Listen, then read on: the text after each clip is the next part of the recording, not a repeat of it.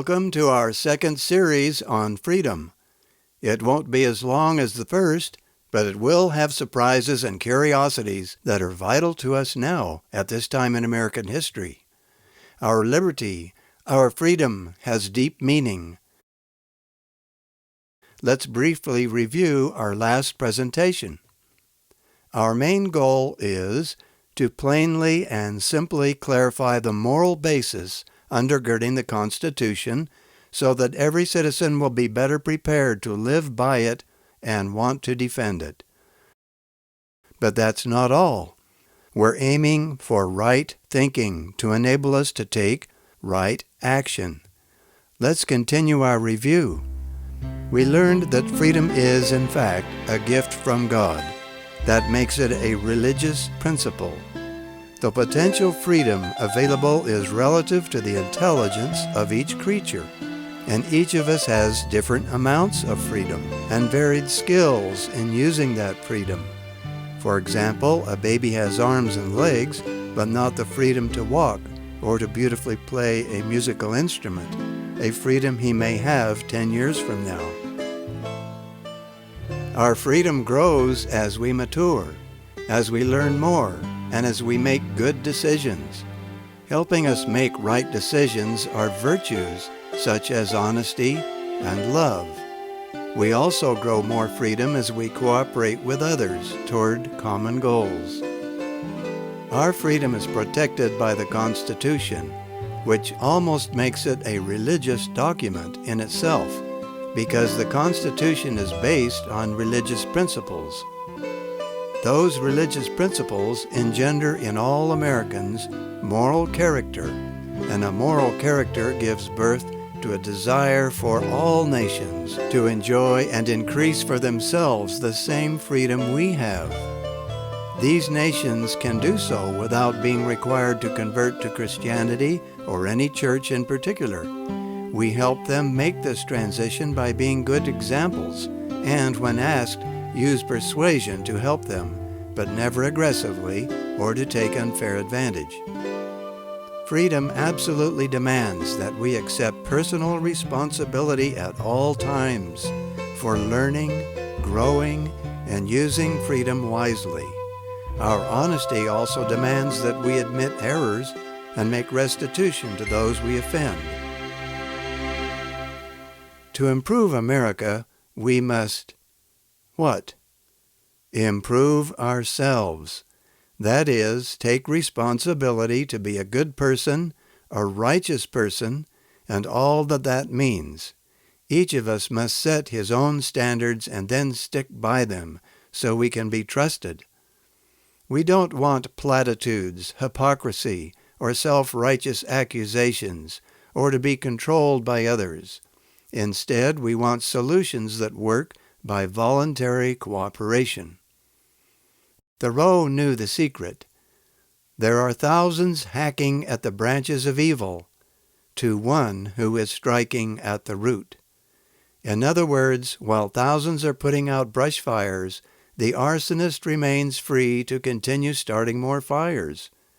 Only a few see the real solution. So let's strike at the root of our problems.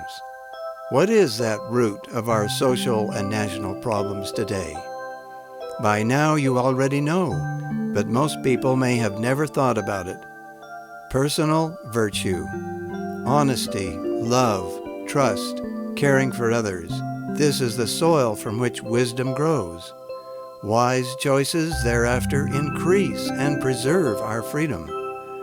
A simple example is taking dangerous drugs. Such a poor choice eventually diminishes our freedom because it is toxic to the body, our house of freedom, our temple of freedom, our gift from God. On the other hand, our reward for being responsible for improving ourselves and living a virtuous life is joy. That is the promise of Him who gave us these principles, the same principles that are built into the Constitution. American freedom means that my rights, a gift from God, are equal to your rights, a gift from God. That is our basis for achieving justice for all. Look at the credentials of James Madison, father of the Bill of Rights and fourth President of the United States. When he speaks, we listen because he deserves the highest respect. And he said, "Before any man can be considered as a member of civil society, meaning a righteous cooperative society, he must be considered as a subject of the governor of the universe."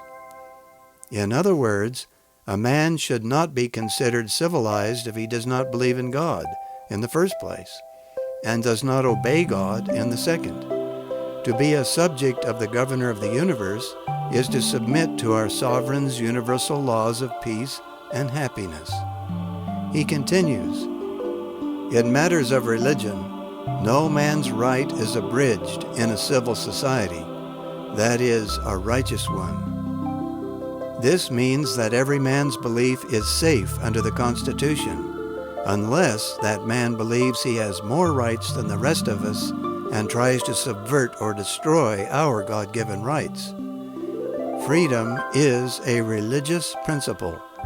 Freedom is a moral principle. So let's contrast freedom with immoral principles. We'll find in every despotic, tyrannical nation a high degree of personal irresponsibility within it, guaranteed, and all tyrants will insist on having their way and hatefully refuse to honor the rights God gave every one of His slaves.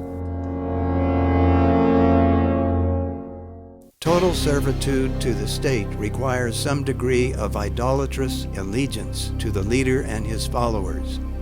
These followers are placed in power to support his evil ways. It's really all about him, no matter what rhetoric he spews about it being for the good of the people. Obviously, to maintain his power, he proclaims that individuals have no rights, unless he, the dictator, says so. Perhaps he will give extra privileges to reward an individual for ratting on his neighbors, for example, but the leader can take privileges away just as quickly as he gives them out. Often after a revolutionary coup, the winning dictator will even kill his trusted associates if they pose even the slightest threat to his power. Saddam Hussein killed family members and longtime friends as he copied his hero's example. And who was that hero? Joseph Stalin, a despicable tyrant thought to have murdered 20 million Russians in order to increase his power. Each slave is expected to defend the nation's tyrant, or he is considered a traitor to his country and his countrymen. Anyone wanting to complain will regret it for making the tyrant look unable to meet his promises. Now we'll review the morality of American culture, or what's left of our culture, today.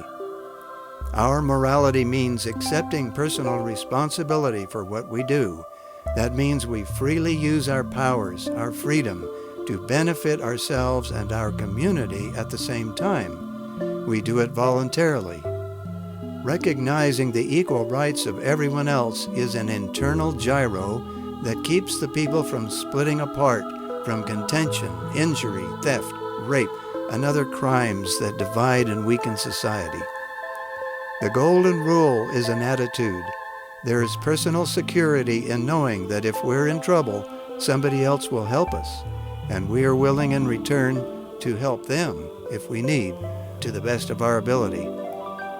With the golden rule attitude, we will defend moral principles from attacks that invariably come from the enemies of freedom. But we will not use immoral means to fend off such attacks. Kindness, patience, and negotiation are preferred over a preemptive strike. Force will only be used for the belligerent and to defend our rights. The gratitude attitude, the reaching out to one's neighbor, cannot help but spread to all parts of the world needing assistance. America has proven itself in the past to be the most generous nation on earth. Once again, freedom is based on each and every moral principle. That is why we're emphasizing them so much in this presentation. And you shall know the truth about the power of moral principle to make us happy. And the truth shall make you free. Lies lack the power to make us free because they don't work in the long run. Sometimes they don't work in the short run either. We learned this powerful principle in our Liberty Manual, the Bible. Thomas Jefferson is a man who is often quoted in American culture. Some say he wasn't a Christian because he didn't go to a regular church of his day. But here's what he said about Christianity. The Christian religion, when brought to the original purity and simplicity of its benevolent institutor, is a religion of all others most friendly to liberty, science, and the freest expansion of the human mind. Here was a man who wasn't swayed by our present fad of being politically correct and keeping your mouth shut about religion. We'll just use the golden rule to sum up the morality we've been discussing. It is the main engine for both preserving and growing more freedom. Henry Weaver was head of customer research at General Motors, and he wrote a famous book, The Mainspring of Human Progress. I highly recommend it. In it, he said, "Do unto others as you would have them do unto you," is not only a sound moral precept, it is also the hard-headed advice of practical self-interest. Do you know why that's true? He explains. Whoever injures another injures himself, because he decreases the opportunities for gain that come through cooperation and exchange with that person. Such common sense invites us to read his book, doesn't it? It's called, once again, The Mainspring of Human Progress. Perhaps repeating this quote from several sessions ago now has more meaning this time round.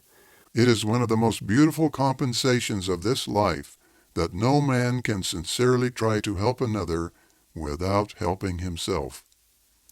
It's like the ant guarding the entrance to the anthill. What he does for the others means he will also have a home and all the blessings of group production. Grasshoppers take note. Freedom is power. That may have to be a new way of seeing freedom. Therefore, freedom needs to be controlled, disciplined, and used wisely. We also see a very close connection between my freedom and your freedom. And good things happen when we grow our freedom together. In the next lesson, we're going to investigate human nature.